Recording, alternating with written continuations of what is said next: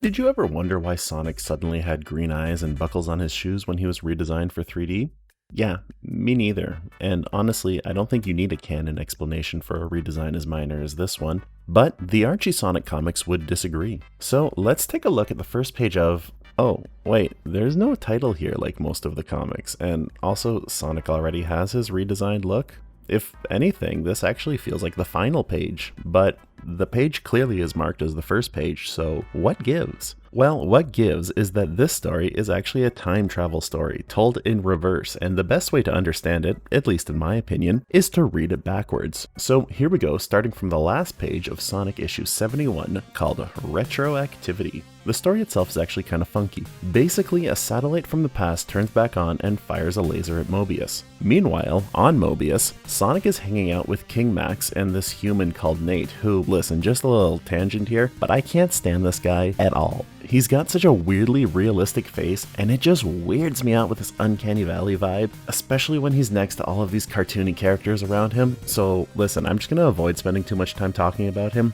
Basically, to get the gist of it, he's a really smart scientist guy, and he's one of the few characters that I'm pretty glad never became a reoccurring person in the series. Sally and Sonic head back to Knothole, but as they get there, they find that there's this crazy light coming out of the entrance of the underground slide that leads there. The duo goes to check it out, and there's very much so some wibbly-wobbly, timey-wimey stuff, and suddenly they find themselves in Knothole. But everything's different. For example, they see Uncle Chuck, who Sonic tries to ask for help, but he's kind of confused when he finds that his uncle is walking backwards. On top of that, Sonic's parents are speaking some weird, bizarre language that they can't understand. So, what could all of this mean? Well, you've probably actually put it together by now. But Sonic and Sally have traveled to the past, and everything is rewinding right in front of them. The duo worries that they're trapped in the past, doomed to watch everything go in reverse. But luckily, Sonic has read Flash, or at least he's read some kind of comic books according to this page, and like the Flash, he thinks that maybe he'll be able to vibrate fast enough so that they can get their molecules past this time barrier of a laser thing that's holding them here. And this is peak sci-fi nonsense, and I'm totally here for it. Sadly, Sonic's plan only half works, because Sally still seems to be trapped in the past, or trapped somewhere as Sonic is the only person to arrive back in the present. So, Sonic rushes over to get help from... man, seriously, you had to ask this weird old dude again for help? I really can't stress how uncomfortable looking at this guy makes me. His head is just so big and detailed, and it feels weird like he's a walking caricature drawing next to all of these cartoony characters. He gives me the same kind of Uncanny Valley vibes as Ken Pender's comic, which I'm convinced is never coming out.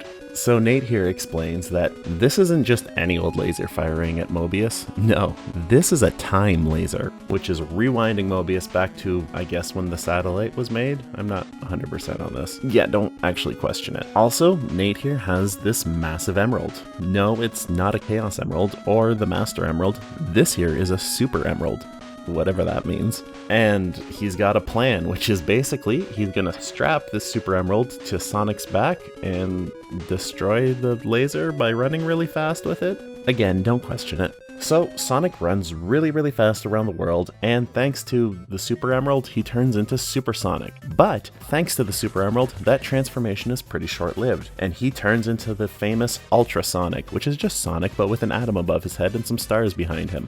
This transformation though is pretty short-lived, because the transformations just keep on coming. Sonic then turns into Solar Sonic, which is Sonic but orange. And wait a minute, are those buckles on his shoes? That's unheard of.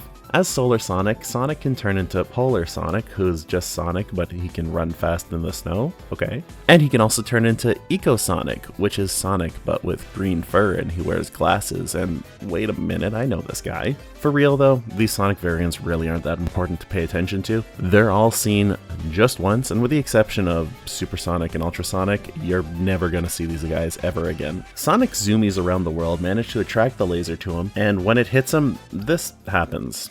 Your guess is as good as mine as to what's happening right now. But with this all done, Knothole is back to normal and the world is saved, with everybody returning to their proper time, except Sonic. Destroying the laser with that emerald has left him a freak of nature with green eyes and buckles on his shoes. Gross. Anyway, here's some fun facts about this issue, which is that on the last/first page, where the title is anyways, all the names in the credits are written backwards, which is just kind of fun for this story. It's really suiting and I enjoy it. Also, here's a fun fact about me, which is that when I had written notes about this issue back in the summer, I thought that I wrote a lot of details for me to go off of when writing my script finally, but this is all I had.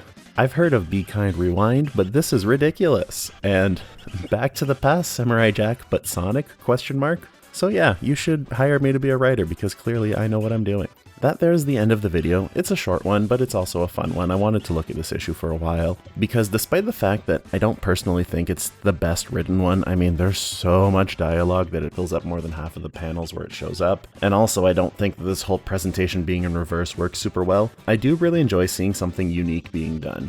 Comics are in this really unique position when it comes to storytelling, and I feel like it can enable some really interesting creative choices, like what we've seen here. And although with some comics it can work really well to push the convention of storytelling, there's also comics like this that just leave it feeling kind of confusing. Still though, I always enjoy seeing something a little bit different. Of course, as always, feel free to subscribe if you enjoyed it, but I'm not your boss. I'm not going to force you to. I'm just going to guilt trip you with this final message.